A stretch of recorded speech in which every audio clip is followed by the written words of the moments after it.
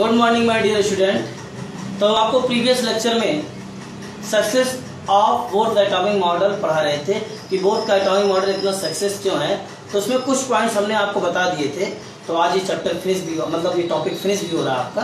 तो उसमें तो कुछ पॉइंट्स रह गए थे, उसको आप देख लीजिए। इसके बाद हम पढ़ाएंगे limitation of both atomic model. तो क्या है पॉइंट नंबर देखिए आपका जो 5 है, presence of a large number of spectral line in hydrogen atom. Hydrogen atom में जो होता है large number of spectral line present होते हैं जब इलेक्ट्रॉन की जंपिंग होती है। जब इलेक्ट्रॉन की जंपिंग होती है तो आपके लार्ज स्पेक्ट्रल लाइन जो होता है आपके प्रेजेंट होते हैं, ठीक है ना। जब आपका इलेक्ट्रॉन की जंपिंग होती है तो इसको एक्सप्लेन किया किसने, इसके बारे में भी बताया किसने, बोथ का एटॉमिक मॉडल बताया, ठीक है ना। जैसे देखिए आपका माना क्या है, suppose an electron is present in 4th orbit. 4th orbit कौन सा होता है आपका, n = 4 कौन सा सेल होगा, फर्स्ट आपका k सेल होता है, second l shell, third m और n सेल। n सेल की बात कर रहा हूं, 4th ऑर्बिट का मतलब n shell. In excited state it may be comes in ground state through different routes. मतलब आपका जो इलेक्ट्रॉन्स है वो 4 k l m n shell में है और वो जंप करके जो होता है डिफरेंट रूट के थ्रू जो होता है वो आपका किस सेल में आ रहा है, आपका के सेल में आ रहा है, ठीक है ना। तो भाई आप जानते हैं डिफरेंट सेल की एनर्जी डिफरेंट होगी। तो वही कह रहा है इलेक्ट्रॉन पहले एक रूट ये हो सकता है n4 से जंप करके इसमें आ जाए n1 में, यानी कि हायर एनर्जी लेवल से किसमें आ रहा है, लोअर एनर्जी लेवल में आ रहा है। तो एनर्जी का क्या करेगा, इमिशन करेगा। एनर्जी का क्या करेगा आपका, इमिशन करेगा। यानी कि n सेल से आपका k सेल में आ रहा है, n4 से n1 में, फिर n4 से n3 में आ रहा है, यानी कि आपका n सेल से किस में आ रहा है, m सेल में आ रहा है, ठीक। n = 4 से 3 में गया, फिर 3 से 1 में आया, यानी कि n से किस में आया, m में आया, फिर m से किस में आ गया आपका k में आ गया, ठीक है ना। फिर n4 से n2 में, n2 से n1 में, यानी कि आपका जो है n सेल से किस में आया, आपका l सेल में आया। सेकंड वाला सेल क्या होता है, l सेल में आया, फिर l सेल से किस में चला गया, आपका k सेल में चला गया। फिर ये दिया आपका n4 से n3 n2 1, मतलब आपका जो है इसमें डिफरेंट स्पेक्ट्रल लाइन मिलेंगे आपको, क्योंकि आपका ये पहले इलेक्ट्रॉन n से m में आता, फिर m से किस में आता है आपका, m से किस में आता है आपका l में, फिर l से किस में आता है, k में आता है, ठीक है। तो इलेक्ट्रॉन की जंपिंग कई तरीके से रूट हो सकती है। तो इलेक्ट्रॉन जंप करके डायरेक्ट आ जाए या डिफरेंट रूट से होता हुआ है, ऐसा होगा, ठीक है ना। वैसे इलेक्ट्रॉन आएगा डिफरेंट रूट से होता हुआ आएगा, 1 by 1 करके आएगा, सभी सेल से होता हुआ आएगा, ठीक है ना।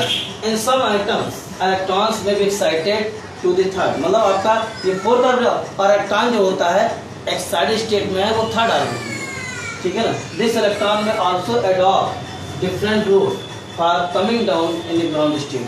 तो आपका जो है इलेक्ट्रॉन जो होता है अगर 3rd ऑर्बिट में एक्साइटेड स्टेट में है तो ग्राउंड स्टेट में आने के लिए वो डिफरेंट रूट से आ सकता है, ठीक है ना। जैसे हमें बस्ती जाना है तो मनोरी चौराहा होकर भी जा सकते हैं, और बस्ती हमें जाना है हम गौरा होकर के भी बस्ती जा सकते हैं, कई रास्ते से जा सकते हैं, बस्ती जाने के बहुत सारे रास्ते हैं, ठीक है ना। तो बोलो ठीक है ना, ये है आपका n3 से n1 में, यानी कि k l m सेल से किस में आ जाएगा आपका, k सेल में आ जाएगा, फिर m सेल से किस में आ जाएगा आपका, ठीक है ना, n सेल से किस में आ जाएगा आपका, l सेल में आ जाएगा, ठीक। फिर l सेल से किस में चला जाएगा आपका, k सेल में चला जाएगा, इस तरीके से n3 n2 n1। तो इसमें दो ही, एक स्पेक्ट्रल लाइन, एक स्पेक्ट्रल लाइन, n3 से आपका n1 में या n3 से n2 में और n3 से n2 और n1 में भी आ सकता है, ठीक है। n3 से n2 में, फिर n2 से फिर n1 में, ठीक है ना। इस तरीके से होगा आपका, ठीक है। ये स्पेक्ट्रल लाइन लेंगे तो फिर एनर्जी का क्या करेंगे, एमिशन करेंगे, और जब एनर्जी का एमिशन करेंगे तो इसकी वेवलेंथ और फ्रीक्वेंसी को क्या करेंगे, हम अरेंज कर देंगे, जो है इंक्रीजिंग और वेवलेंथ के इंक्रीजिंग ऑर्डर में और फ्रीक्वेंसी के डिक्रीजिंग ऑर्डर में अरेंज कर देंगे। तो जो डायग्राम हमें मिलेगा वही क्या हो जाएगा आपका, जो डायग्राम हमें मिलेगा वही डायग्राम जो है हमारा, ठीक है ना, इलेक्ट्रोमैग्नेटिक स्पेक्ट्रम हो जाएगा, और वही स्पेक्ट्रल लाइन भी होगा, ठीक है।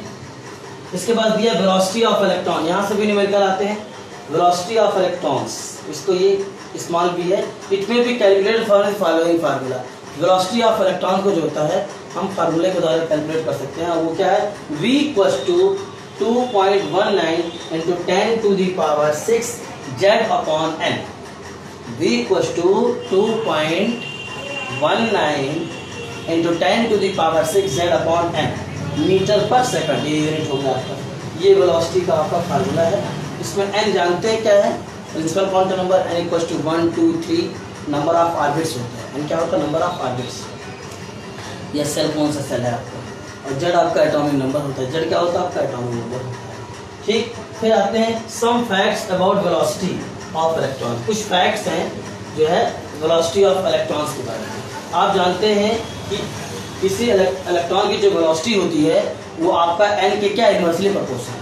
अगर किसी भी सेल में हम आपसे पूछें m सेल और l सेल में, अगर एक इलेक्ट्रॉन m सेल में है और एक इलेक्ट्रॉन l सेल में है, तो किसकी इलेक्ट्रॉन जो होता है, किसकी वेलोसिटी ज़्यादा होगी, किस इलेक्ट्रॉन की वेलोसिटी ज़्यादा होगी, किस इलेक्ट्रॉन की वेलोसिटी ज़्यादा होगी, तो जिसका n कम होगा। तो m वाले के लिए n की वैल्यू 3 है और l वाले के लिए n की वैल्यू क्या है, आपका 2 है।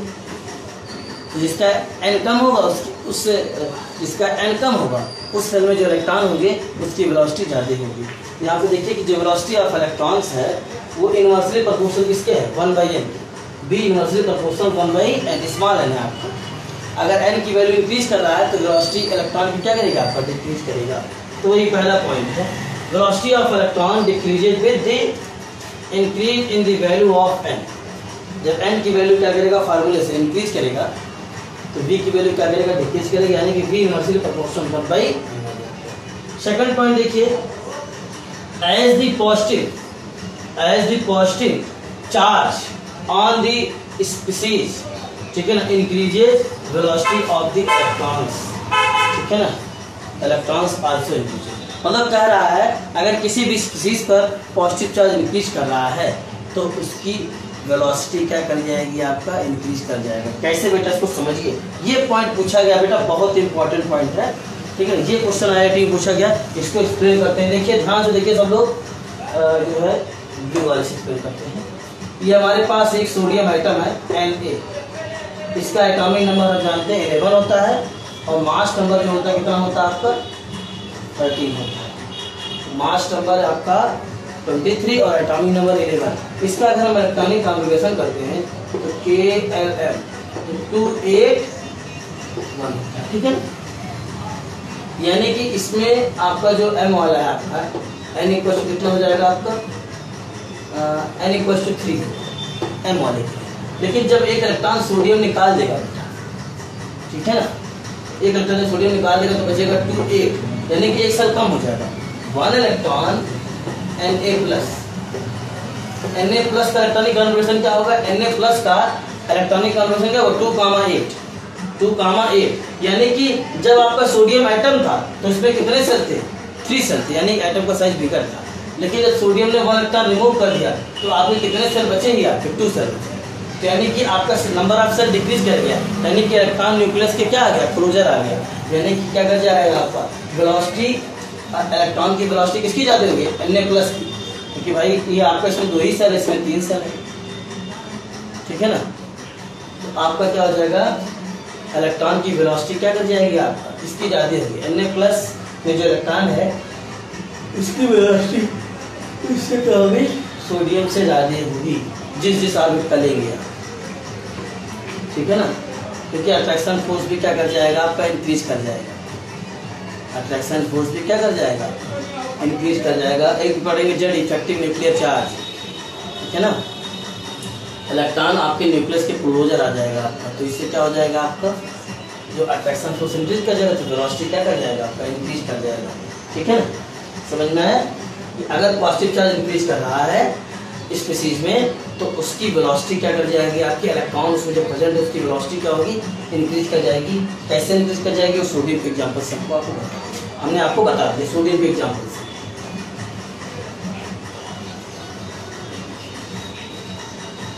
चलिए आगे देखते हैं, पॉइंट नंबर सेकंड देखते हैं। फर्स्ट पॉइंट हो गया, पॉइंट नंबर सेकंड एज, ठीक है ना, द पॉजिटिव चार्ज, ये तो पॉइंट नंबर सेकंड ही बता देते हैं। As the positive charge on the species increases, velocity of the electron also increases. Point number second हो गया। पॉइंट नंबर थर्ड देखिए, ये देखिए, यानी कि वेलोसिटी ऑफ जो इलेक्ट्रॉन होगा वो डायरेक्टली प्रोपोर्शनल किसके होगा, positive charge on the species. Species पर जो पॉजिटिव चार्ज अगर इंगेज कर रहा है, जैसे आपका Mg प्लस और Mg plus plus, Mg plus और Mg प्लस प्लस, तो Mg प्लस प्लस का मतलब एक सेल ही घट गया आपका, ठीक है ना। तो Mg प्लस प्लस में जो इलेक्ट्रॉन्स की वेलोसिटी क्या होगी, ज़्यादा होगी Mg प्लस होने से। थर्ड देखिए, the above formula is applicable to species containing one electron such as hydrogen atom. मतलब ये जो फार्मूला हमने बताया है वेलोसिटी का, और जो भी फार्मूला बताया हमने, ये किसके लिए एप्लीकेबल है, ऐसे स्पीसीज जिसमें आपका क्या वन इलेक्ट्रॉन है, और वन इलेक्ट्रॉन तो हाइड्रोजन लाइक एटम, जैसे हाइड्रोजन एटम हो गया कॉमन He प्लस और Li प्लस प्लस etc। ये फार्मूला जो है ऐसे स्पीसीज के लिए जो है फॉलो होता है, एप्लीकेबल है, जिसमें आपके क्या वन इलेक्ट्रॉन हो, या कह दीजिए हाइड्रोजन लाइक एटम, ठीक है ना। इसको नोट कर लीजिए बेटा। अब ये फिनिश हो गया। अब हम पढ़ाएंगे limitation of Bohr's atomic model. तो बोर्स एटॉमिक मॉडल के जो है कमियां क्या है, लिमिटेशन क्या है, ठीक है ना, ये हम पढ़े। आपको जो पढ़ाया था, विशाल फिर से पूछने बार अगेन देख लीजिए। हमने आपको पढ़ाया था कि प्रीवियस लेक्चर में success of Bohr's atomic model, उसमें कुछ पॉइंट्स रह गए थे। तो बोर्स का एटॉमिक मॉडल इतना सक्सेस क्यों है, इसको आप समझ लीजिए। कुछ पॉइंट्स हमने प्रीवियस लेक्चर में बता दिए थे, कुछ पॉइंट्स आपके बाकी रह गए थे, वो आप इस लेक्चर में देख लीजिए। तो success of Bohr's atomic model, तो उसमें 4 पॉइंट प्रीवियस लेक्चर में हो गए थे। 5वां पॉइंट देखिए, 5वां पॉइंट है presence of a large number of spectral line in hydrogen atom. Hydrogen atom में large number of spectral line present होते हैं, और ये कब होता है, जब जंपिंग ऑफ इलेक्ट्रॉन होता है। जंपिंग ऑफ इलेक्ट्रॉन होता है, जब इलेक्ट्रॉन हायर एनर्जी लेवल से लोअर एनर्जी लेवल में आएगा तो एनर्जी का क्या करेगा, मिशन करेगा, और जब लोअर एनर्जी लेवल से हायर एनर्जी लेवल में जाएगा तो क्या करेगा, लोअर एनर्जी लेवल से हायर में, तो एनर्जी का क्या करेगा, एब्जॉर्प्शन करेगा। तो आपको एब्जॉर्प्शन स्पेक्ट्रा और मिशन स्पेक्ट्रा मिलेगा। स्पेक्ट्रल लाइन जानते हैं आपका, जो इलेक्ट्रोमैग्नेटिक वेव होते हैं उनके जो वेवलेंथ होते हैं, और फ्रीक्वेंसी को इंक्रीजिंग ऑर्डर में अरेंज कर दीजिए, जो लाइन मिलेगा अलग अलग कलर का, तो उसी को हम स्पेक्ट्रल लाइन कहते हैं। कॉन्टिन्यूस स्पेक्ट्रा, डिसकॉन्टिन्यूस स्पेक्ट्रा सब आप पढ़े बेटा, ठीक है ना।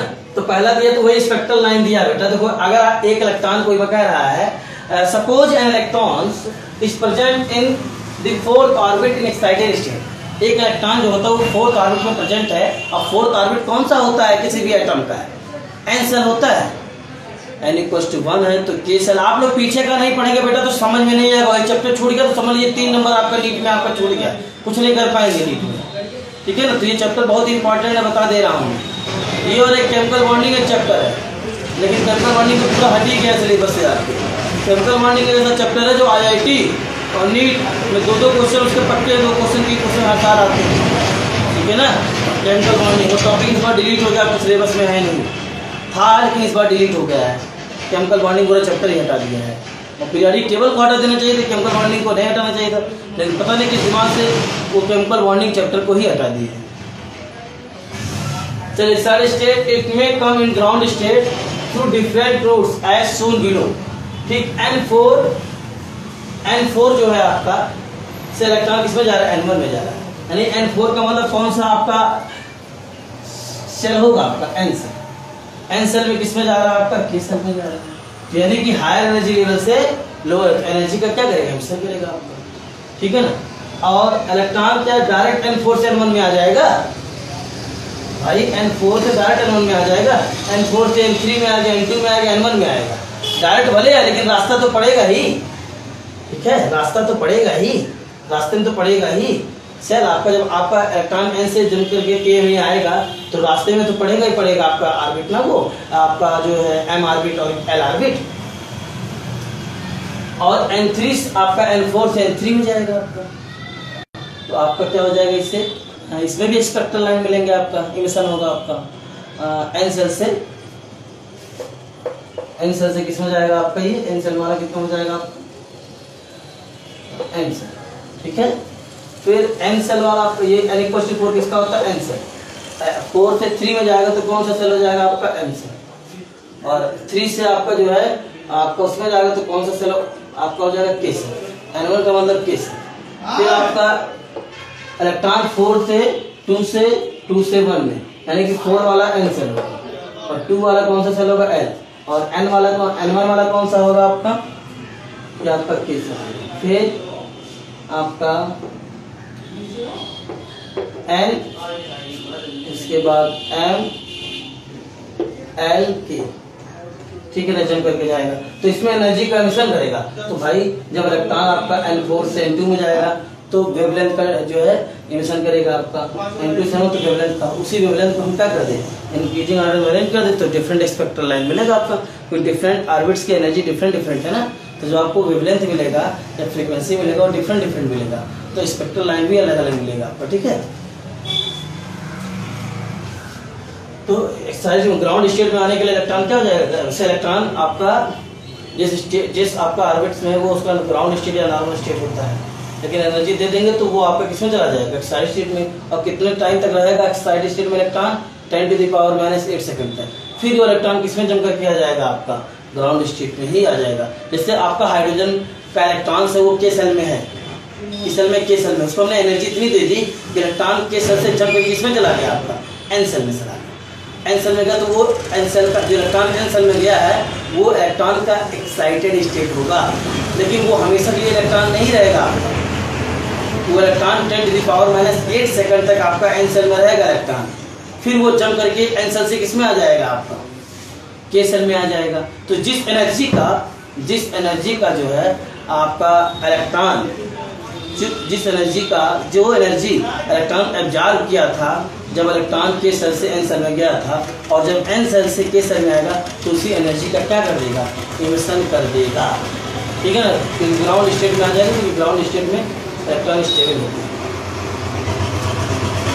तो दूसरा दिया आपका सेकंड, अब यही दिया इन सम एटम्स इलेक्ट्रॉन्स में भी excited third orbits, these electron may also adopt different routes from coming down in the, ये इलेक्ट्रॉन है बेटा,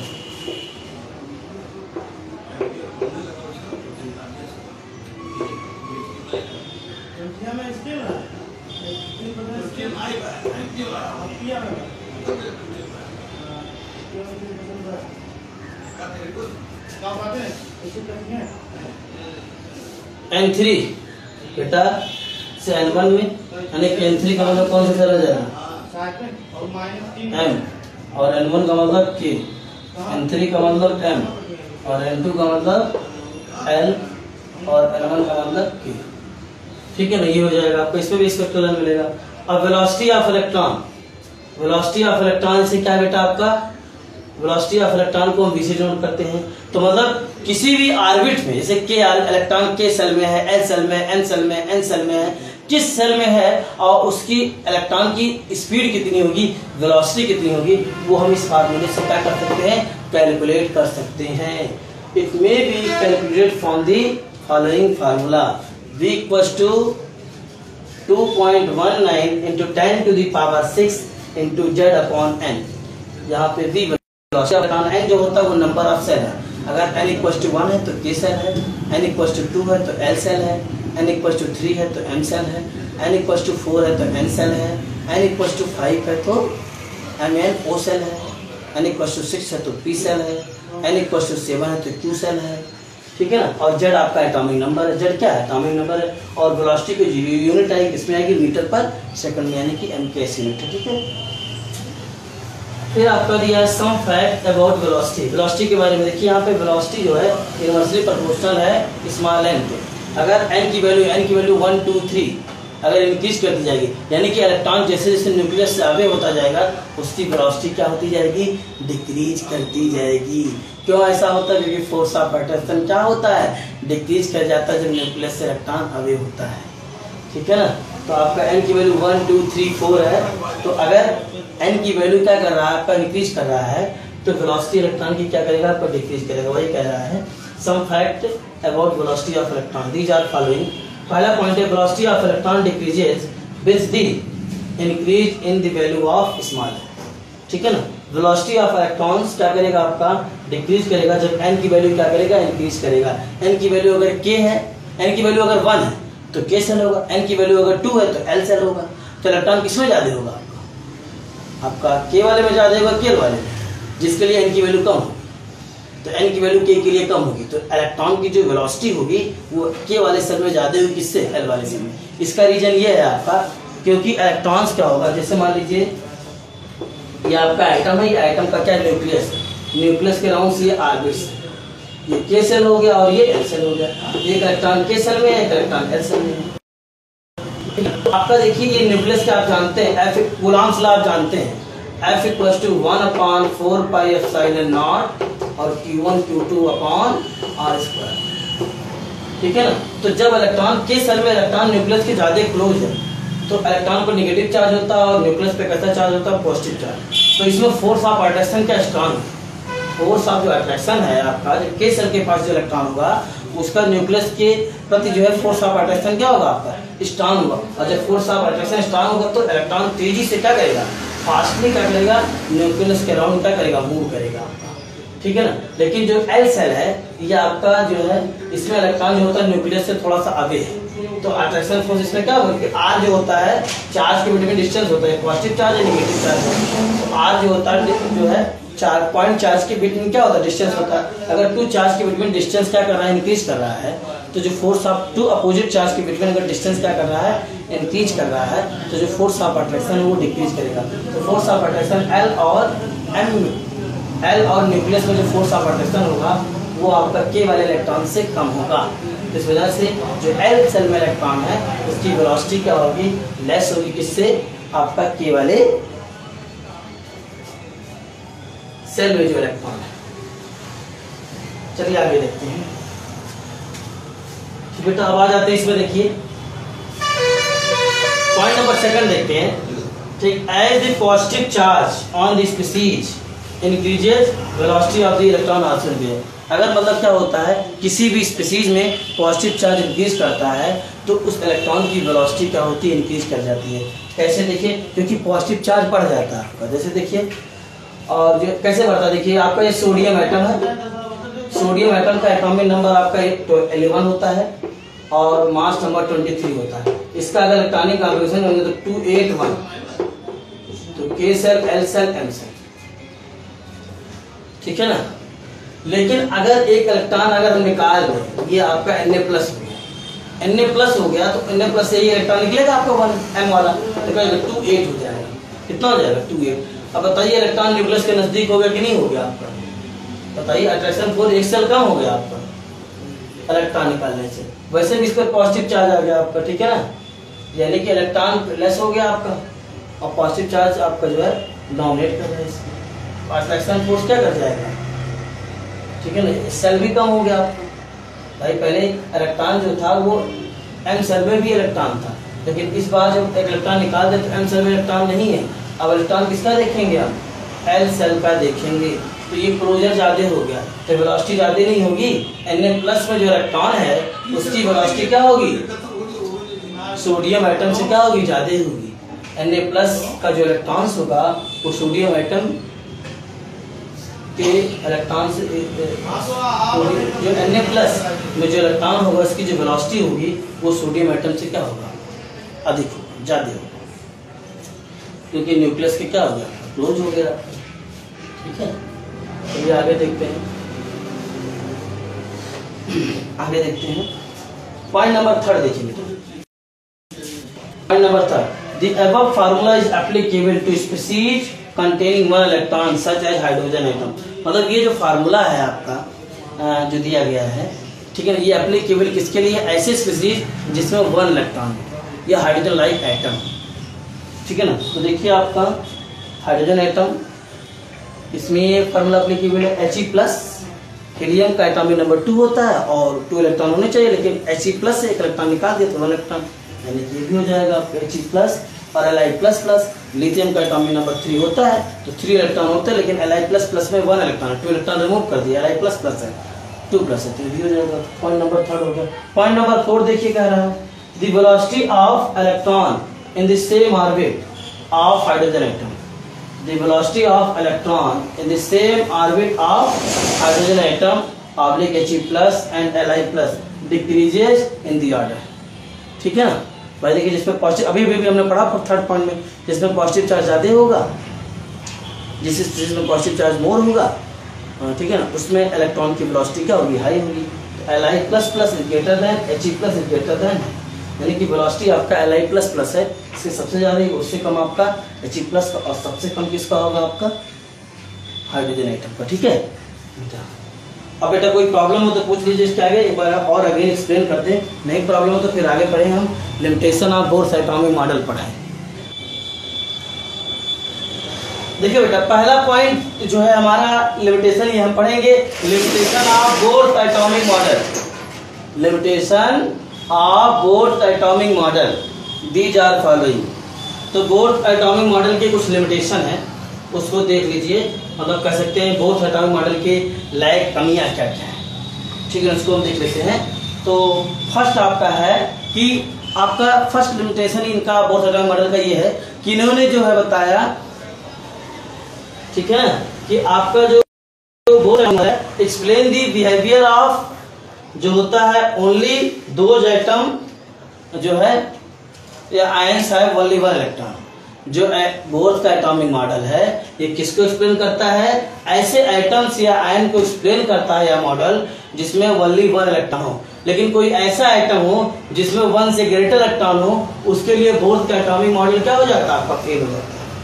ठीक है ना, एटम्स, ऐसे एटम्स या आयन जिसमें वन इलेक्ट्रॉन हो, उस एटम के मॉडल को बोर्स का एटॉमिक मॉडल एक्सप्लेन करता है, उसके बिहेवियर को बोर्स का एटॉमिक मॉडल एक्सप्लेन करता है। लेकिन कोई ऐसा एटम हो जिसमें वन से ग्रेटर इलेक्ट्रॉन हो या मल्टीपल इलेक्ट्रॉन एटम हो, मल्टीपल इलेक्ट्रॉन एटम हो या मल्टीपल इलेक्ट्रॉन्स आयन हो आपके, ठीक है ना, तो बोर्स का एटॉमिक मॉडल वहां पे फॉलो नहीं करता है या बोर्स का एटॉमिक मॉडल एक्सप्लेन नहीं करता है मल्टी इलेक्ट्रॉन या मल्टी इलेक्ट्रॉन एटम या मल्टी इलेक्ट्रॉन्स आयंस। ठीक है, चलिए देखते हैं, पहले लिखते हैं। ठीक है ना, ठीक है बेटा, देखिए हमने फर्स्ट पॉइंट जो लिखा है, this model does not explain the behaviour of atoms और ions which contains more than one electron such as nitrogen, oxygen, chlorine, Li+, Na+, etc. तो आपके जो बोर्स का एटॉमिक मॉडल है, ठीक है ना, वो ऐसे एटम जिनमें वन इलेक्ट्रॉन हो, जैसे हाइड्रोजन एटम हो गया, He+ हो गया, Li++ हो गया, तो इसमें वन इलेक्ट्रॉन है। तो ऐसे एटम के बिहेवियर को जो है बोर्स का एटॉमिक मॉडल एक्सप्लेन करता है। लेकिन अगर ऐसा आइटम या स्पीसीज है जिसमें वन से ग्रेटर इलेक्ट्रॉन हो, तो उसको एक्सप्लेन नहीं करता है कौन, उसके बिहेवियर को बोर्स का एटॉमिक मॉडल एक्सप्लेन नहीं करता है। जैसे आपका नाइट्रोजन हो गया, ऑक्सीजन हो गया, क्लोरीन हो गया, Li+ में आपके 2 इलेक्ट्रॉन है और Na+ में 10 इलेक्ट्रॉन है आपका, तो ये आइटम हो गया और ये आपका मतलब आयन हो गया। तो इसमें आपका जो है बोर्स का एटॉमिक मॉडल क्या होता है, ठीक है ना, जो है फॉलो अप्लीकेबल नहीं होता। ठीक है ना, तो ये लिमिटेशन है, और भी लिमिटेशन है।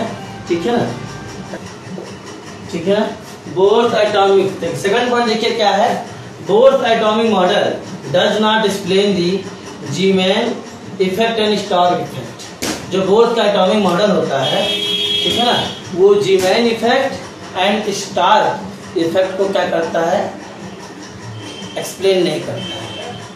जीमैन इफेक्ट और स्टार इफेक्ट जो होता है, इसको बोर्स का एटॉमिक मॉडल जो एक्सप्लेन नहीं करता है। अब आप समझिए कि जीमैन इफेक्ट और स्टार इफेक्ट क्या होता है। देखिए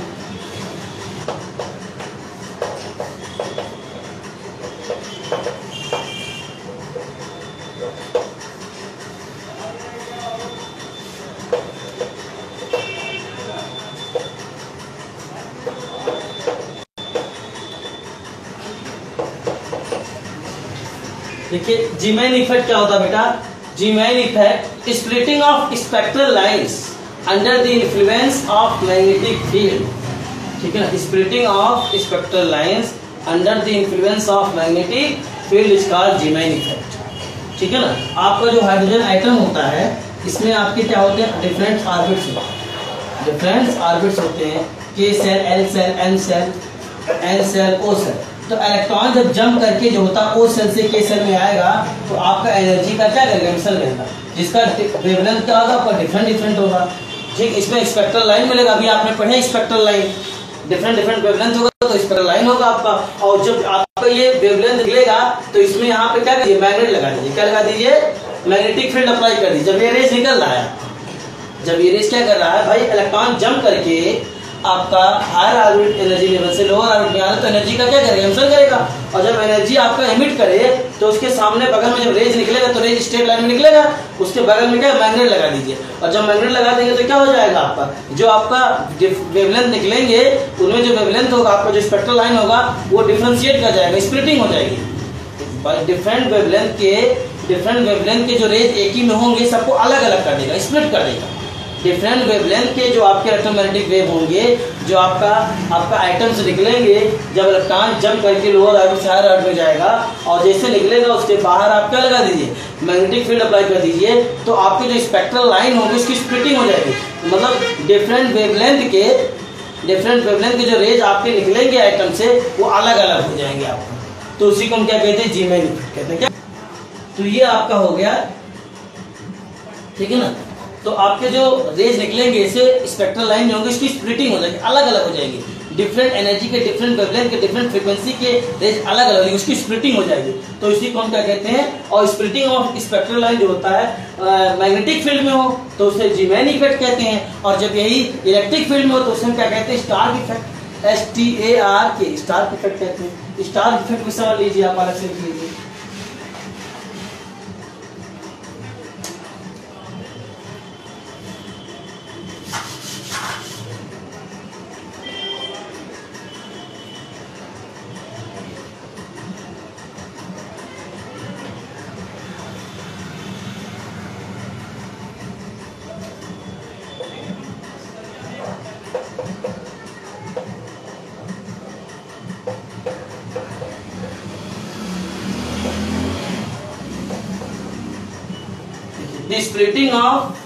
The splitting of spectral line, the splitting of spectral lines under the influence of electric field, under the influence of electric field, under the influence of electric field is called catalyst. Electric field is called Stark effect. It's called Stark effect. ठीक है, Stark effect. ठीक, note कर लीजिए बेटा। इसमें अगर इतना में किसी को कोई प्रॉब्लम हो तो बताइए, ठीक है ना। नोट कर लीजिए बेटा, किसी को कोई प्रॉब्लम है इस 2 पॉइंट में तब आगे बढ़े। बोलो बेटा, किसी को कोई प्रॉब्लम कमेंट करके बताइए। विशाल, स्टार्क इफेक्ट, जीमैन, ठीक है ना। किसी को कोई प्रॉब्लम, शुभम चौधरी अब आ रहे बेटा, बहुत लापरवाही कर रहे हो तुम लोग। शुभम चौधरी और शुभम शुक्ला, ठीक है ना, कहाँ चले गए। शिवम पटेल हैं, विशाल चौधरी हैं, अंकुर चौधरी हैं, मनीष चौरसिया हैं, और ये भी चले गए शुभम चौधरी। हाइड्रोजन स्पेक्ट्रम का वीडियो पोस्ट कर दीजिएगा प्लीज सर। पोस्ट कर देंगे, आप लोग ऑनलाइन नहीं रहते ना इसीलिए पोस्ट करेंगे, लेकिन तुरंत नहीं, 2-4 दिन बाद पोस्ट करेंगे। आधे लोग ऑनलाइन आते नहीं हो, देख लेते हो, उस पर काम तो निकल जाता तुम लोगों का। तो कहाँ से ऑनलाइन आओगे, 4 लोग 5 लोग कहाँ 10-12 लोग ऑनलाइन आते थे। लापरवाही कर रहे हैं आप लोग। अच्छा बताइए, दोनों पॉइंट में किसी को कोई कंफ्यूजन हो, शिवम पटेल, विशाल चौधरी, कोई कंफ्यूजन हो बेटा, दोनों पॉइंट में फिर से एक बार एक्सप्लेन कर दें, जल्दी कमेंट करके बताइए। शिवम पटेल, विशाल चौधरी, मनीष चौरसिया, बोलो बेटा, कोई कंफ्यूजन हो कमेंट करके बताइए, क्विक फास्ट, आगे बढ़े नहीं तो बोलो बेटा। नो प्रॉब्लम सर, चलिए ठीक है, इसके आगे अब कल देखेंगे। तो thank you class. Now we will discuss next days. अभी इसमें कुछ पॉइंट्स बाकी रह गए हैं, उसको हम कल देखेंगे। Thank you class. No we will discuss next days. Now we will discuss next days.